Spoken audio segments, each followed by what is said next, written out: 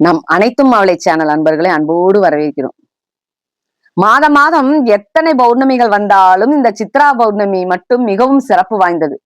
அது எதனாலன்னு இப்ப நம்ம பார்க்கலாம். அதுக்கு முன்னாடி சப்ஸ்கிரைப் பண்ணாதுங்க, சப்ஸ்கிரைப் பண்ணி பாருங்க, ஆதரவு கொடுங்க, ஷேர் பண்ணுங்க, கமெண்ட் பண்ணுங்க. சித்ரா பௌர்ணமி திதி பார்த்து வழிபட்டால் விதி மாறும் என்று ஏற்கனவே பழமொழி உள்ளது. விதியை வெல்லும் ஆற்றல் யோகமான திதிகளில் செய்யும் வழிபாட்டிற்கு உண்டு. நம்ம விதிகளையே கரெக்டான திதிகளை பார்த்து நம்ம ஒரு நல்ல விஷயங்கள் செய்யும் போது நமக்கு அது வெற்றிகரமா முடியறதுக்கு காரணம் அது நமக்கு வரக்கூடிய துன்பங்களை விலக்கி நம் விதியையே மாற்றி நல்லபடியாக நமக்கு அமைத்து தருகிறது இந்த திதி. அந்த வகையில் திதிகளில் அமாவாசை திதியும் பௌர்ணமி திதியும் மிக முக்கியமான ஒரு திதியாகவே நாம் கடைபிடிக்கிறோம். ஒன்று, முதலாவது இருக்கிற அமாவாசை நிலவு மறைந்திருக்கிறது. இரண்டாவதாக வரக்கூடிய பௌர்ணமி நிலவு முழு நிலவாக நமக்கு காட்சி தருகிறது. அப்படி முழு நிலவாக காட்சி தரக்கூடிய பௌர்ணமி நாளில் கடலருகில் நம்ம சென்றோம்னா கடல் நீர் மேல் நோக்கி அதிகமாக எழுவதை நாமளே பார்க்கலாம். திருச்செந்தூர்ல எல்லாம் பௌர்ணமி அவ்வளவு விசேஷமாக கொண்டாடப்படுகிறது. திருச்செந்தூர்ல எல்லாம் பௌர்ணமி அன்னைக்கு கூட்டம் அலை மோதும். அந்த கடல்களை பார்த்தோம்னாலே அந்த கடல் அலை மேல எழும்பி வர்றதை நம்ம அழகா பார்க்கலாம். பௌர்ணமி அன்னைக்கு அவ்வளவு ஒரு மகத்துவமான நாள் பௌர்ணமி. அப்படி சாதாரணமான பௌர்ணமி அவ்வளவு மகத்துவமா இருக்கும்போது இந்த சித்ரா பௌர்ணமி மிகவும் ஆற்றலை அதிகமாக கொண்டிருக்கக்கூடிய ஒரு நாள். அப்படி இந்த பௌர்ணமி வரக்கூடிய எல்லா நாட்களும் விரதம் இருக்கிறோம். இந்த சித்ரா பௌர்ணமியில் விரதம் இருப்பது அளக்கவே முடியாத அளவுக்கு நமக்கு பிரதிபலனை அதிகமாக தரும். நாம் வேண்டிய காரியங்கள் உடனே நிச்சயமாக நிறைவேறும் என்பதே 100% உண்மை. இந்த பௌர்ணமியில அதுவும் நீர்நிலைகள் உள்ள இடத்துகள்ல போய் நம் பகவான்களை வேண்டும் போது நமக்கு மனம் அமைதி ஏற்பட்டு நம் அலைபாயும் உள்ளங்கள் எல்லாம் அமைதியாகி இறைவனவே நாம் கேட்கக்கூடிய விஷயங்களை அவரிடம் கேட்டு நாம் வாங்கிக் கொள்வதற்கு இந்த முழு நிலவு நமக்கு சரியான ஒரு நாள். மாதந்தோறும் பௌர்ணமி வந்தாலும் சித்திர மாதம் வரக்கூடிய பௌர்ணமி மட்டும்தான் சித்ரா பௌர்ணமி என்று அழைக்கப்படுகிறது. காரணம் என்னன்னு கேட்டீங்கன்னா, சித்திர மாதத்துலதான் சூரியன் உச்சமாக இருக்கிறார். அந்த மாதத்துல வரும் பௌர்ணமி தான் சந்திரனை முழுமை அடைகிறார். எப்படி சித்ரா பௌர்ணமிக்கு இவ்வளவு மகத்துவம்? அந்த நாள்ல சித்திரகுப்தர் உதிக்கிறார். அவர் எப்படி உதிச்சாரு? திருக்கையிலை மாமலையில் பார்வதி ஒரு சமயம் தோழிகளோட விளையாடிட்டு பேசிட்டு இருக்கும் போது அழகா அம்பாள் ஒரு பலகையில ஒரு அழகான ஒரு சித்திரம் வரைகிறாரு. அம்பாள் வரைகிறாங்க. அந்த வரையறக்கூடிய அந்த சித்திரம் பார்க்கறதுக்கு அவ்வளவு அழகா அப்படியே அருமையா இருக்குது. அப்ப அம்பாள் நினைக்கிறாங்க, தன் தோழிகள்கிட்ட எல்லாம் சொல்றாங்க, இவ்வளவு அழகா எல்லா தோழிகள்லாம் சொல்றாங்க, அம்மா எவ்வளவு அழகா நீங்க சித்திரம் வரைஞ்சிருக்கீங்க, அழகா கியூட்டா இருக்கு அப்படின்னு சொல்லும் போது அப்ப அம்பாள் சொல்றாங்க, இந்த சித்திரத்துக்கு நம்ம உயிர் கொடுத்தா இன்னும் எவ்வளவு அழகா இருக்கும். இப்படி சித்திரமா இருக்கும் போது இவ்வளவு அழகா இருக்கும் போது உயிரோட ஒரு மனிதரா வரும்போது இன்னும் எவ்வளவு அழகாக இருப்பாங்கன்னு சொல்லி அம்பாளுக்கு ஆசை வந்துடுது. உடனே என்ன செய்யறாங்க, அதை எடுத்துக்கிட்டு அம்பாள் தான் வரைந்த சித்திரத்தை எடுத்துக்கிட்டு போய் உயிர் ஊட்டிடுறாங்க. அதுக்கு உயிர் கொடுத்துட்றாங்க அம்மா.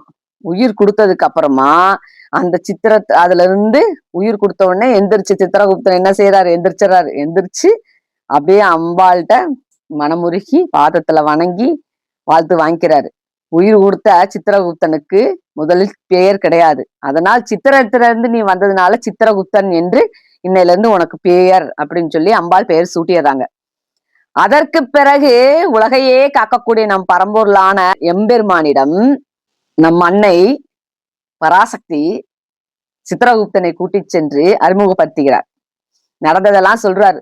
பகவானே, நான் இப்படி சித்திரம் வரைஞ்சேன், அது பார்க்க அழகா இருந்துச்சு, சரி எனக்கு ரொம்ப ஆசையாயிடுச்சு, இந்த சித்திரத்துக்கு உயிர் கொடுத்து நாம் அருகிலேயே வைத்துக் கொள்ளலாம் என்று நான் உயிர் கொடுத்து சித்திரகுப்தன் பெயர் சூட்டி இங்க கூட்டிட்டு வந்துட்டேன், இவரை நீங்களும் வாழ்த்துங்க அப்படின்னு சொல்லி பகவான்கிட்ட அறிமுகப்படுத்துறாங்க அம்மா.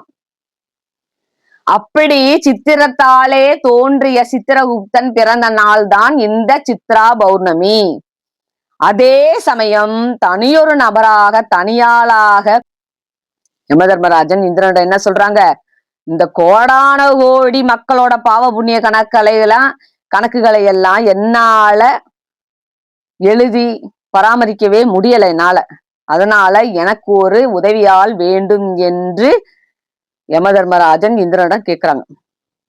கேட்கும் போது இரண்டு பேர் என்ன செய்யறாங்க, யமதர்மராஜன் இந்திரனும் சரி வா நம்ம இறைவன்கிட்ட போய் நம்ம கேட்கலாம், ஈசன்கிட்ட போலான்னு சொல்லி நம்மளுடைய ஈசன்கிட்ட சிவபெருமான்கிட்ட போய், பகவானே இந்த மாதிரி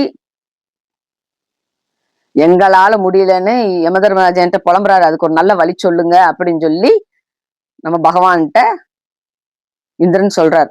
சொல்லும் போது இளமையில் சித்திரகுப்தர் காஞ்சியில் சிவபெருமானை குறித்து கடுந்தவம் புரிந்தார். இறைவனும் ஏடும் எழுத்தாணியும் வழங்கி சித்திரகுப்தனை யமனின் உதவியாளனாக நியமித்து உயிர்களின் பாவ புண்ணிய கணக்குகளை எழுதி பராமரிக்கும்படி அவர்கிட்ட பொறுப்பை கொடுத்துடுறாங்க. நீயே வச்சுக்கோ, இந்தா யமதர்மராஜனுக்கு துணையா நீ போய் மக்களோட பாவ புண்ணிய கணக்குகள்லாம் எழுதக்கூடிய பொறுப்பை நீ எடுத்துட்டு அந்த வேலையை செய்யின்னு ஆணையிடுறாரு நம்ம எம்பெருமான். அப்படி சித்திரகுப்தனுக்கு ஒரு பருவ வயது வருது. வந்த உடனே மயனின் மகள்களான நீலாவதி கர்ணாவதி ஆகிய 2 பேர்த்தையுமே மனம் முடிச்சுக்கிறாரு. மனம் முடிச்சு யமதர்மனுக்கு உதவியாக யமலோகத்திற்கு செல்கிறார் சித்திரகுப்தன். அங்க யமதர்மனோடு பணிபுரிகிறார். அப்ப சித்திரகுப்தர் தன்னோட மனைவிகளையும் அங்க யமலோகத்துக்கே கூட்டி செல்கிறார்.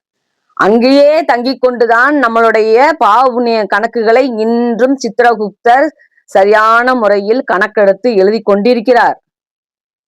இதன் அடிப்படையில தான் இன்னைக்கு நமக்கு சித்திரகுப்தன் எழுதக்கூடிய அடிப்படையில தான் நம்மளுடைய கணக்கு வரையறுக்கப்பட்டு நாம் சொர்க்கத்திற்கு செல்வதா நரகத்திற்கு செல்வதா என்பதை தீர்மானிக்கிறார்கள். சித்ரா பௌர்ணமி அன்று சில ஊர்களில் மட்டுமே சித்திரகுப்தன் நாயனார் கதைகளை படிக்கிறார்கள். சித்திரகுப்தன் நாயனார் கதைகளை சித்ரா பௌர்ணமி அன்று படிப்பது இன்றும் தேனி மாவட்டத்தில் மிகவும் கோலாகலமாக நடக்கிறது. சித்திரகுப்தர் கோயில் தேனி மாவட்டத்தில் மிகவும் பிரபலமாக அங்கு சித்திரா பௌர்ணமி அன்று யாகங்களும் பூஜைகளும் நடைபெற்று மிகவும் சிறப்பாக கொண்டாடுகிறார்கள். மேலும் சித்திரகுப்தர் கதையை படிக்கும் நிகழ்விற்கு வந்தவர்களுக்கு சர்க்கரை பொங்கல், கொழுக்கட்டை, பணியாரம் என்று நமக்கு ஏற்றார் போல் சித்திரை கஞ்சி இதெல்லாம் செய்து நாம் அவர்களுக்கு உணவாக அளிக்கலாம். சித்திரகுப்தர் கதையை சித்ரா பௌர்ணமி அன்று சொல்வதும் நாம் கேட்பதும் மிகவும் விசேஷம். அந்த அன்னைக்கு கேட்கும் போது நம்மளுடைய பாவங்களோட எண்ணிக்கைகள்லாம் குறைந்து புண்ணிய செயல்கள் மட்டுமே மேலோங்கி நமக்கு நன்மைகளை தருகிறது. சித்ரா பௌர்ணமி அன்று சித்திரகுப்தனை நினைத்து பசும்பால், தயிர், நெய் இவற்றையெல்லாம் விளக்கிட்டு விரதம் இருந்து வழிபட்டோம்னா நமக்கு மேலான பலன்களை தரும் என்பதே 100% உண்மை. காலையில் விரதத்தை ஆரம்பிக்கும் போது சித்திரகுப்தன் நினைவிலேயே இருக்க வேண்டும். மாலையில் நிலவு உதயமானதும் சித்திரகுப்தனுக்கு பூஜை செய்யலாம்.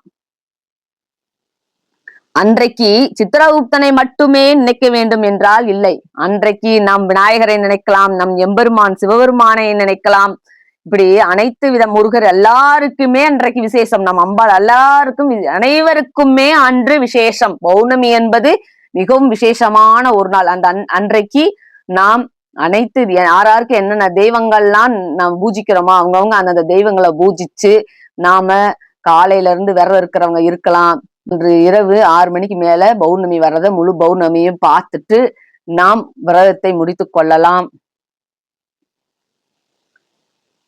சித்ரா பௌர்ணமி அன்னைக்கு சித்திரகுப்தர் அவர் எழுதுவதற்காகவே படைக்கப்பட்டிருக்கிறார் என்பதால் நாம் நம்மளுடைய குழந்தைகளுடைய பாட புத்தகங்களையும் பேனா பென்சில் அத்தனையும் வைத்து நாம் பூஜையில் வைத்து நாம் வணங்கும் போது நம் குழந்தைகளுக்கும் கல்வி அறிவு மேன்மையாக கிடைக்கும். ஆன்றோர்கள் சான்றோர்கள் சொன்னபடி நாம் விரதத்தை மேற்கொள்ளும் போது உப்பில்லாத சாப்பாட்டை அன்று உண்டு நாம் உணவருந்தும் போது நமக்கு பாவங்கள் குறைந்து புண்ணியங்கள் அதிகரிக்கிறது என்பதை நம் ஆச்சாரியார்கள், நம் ஆன்றோர்கள் சான்றோர்கள் அனைவரும் சாஸ்திரங்களில் வேத புராணங்களில் கூறியிருக்கிறார்கள். அவரவர் குலதெய்வ கோயிலுக்கு போகலாம். காது குத்து இப்படிப்பட்ட விசேஷங்கள் சித்ரா பௌர்ணமி அன்று செய்வது மிகவும் விசேஷம். சித்திரகுப்தரை எங்களுடைய மலையளவு பாவத்தை கடுகளகாக மாற்றி எங்களுடைய கடுகளவு புண்ணியத்தை மலையளவாக மாற்றி எங்களுக்கு அருள்பாலிக்க வேண்டும் என்று சித்திரகுப்த புராணத்தை நாம் படித்து நாம் அவரை வணங்கும் போது நம் பாவ கணக்குகள் கொஞ்சம் கொஞ்சமாக குறையும். அதற்காக நாம் இதெல்லாம் செஞ்சுட்டு பாவம் பண்ணலாமா அப்படின்னா பண்ணக்கூடாது. பாவம் பண்றத குறைச்சுக்கணும். முழுசா திருத்த முடியலன்ற போது நம்ம கொஞ்சம் கொஞ்சமா நம்ம அடுத்தவங்களுக்கு செய்யக்கூடிய பாவங்களை நாம் உணர்வு பூர்வமாக உணர்ந்து குறைத்து கொண்டாலே நம் வாழ்க்கையில் ஏற்றம் நிச்சயம். மதுரை மீனாட்சி சுந்தரேஸ்வரர் கோயிலிலும் சித்ரா பௌர்ணமி விழா மிகவும் சிறப்பாக கொண்டாடப்படுகிறது.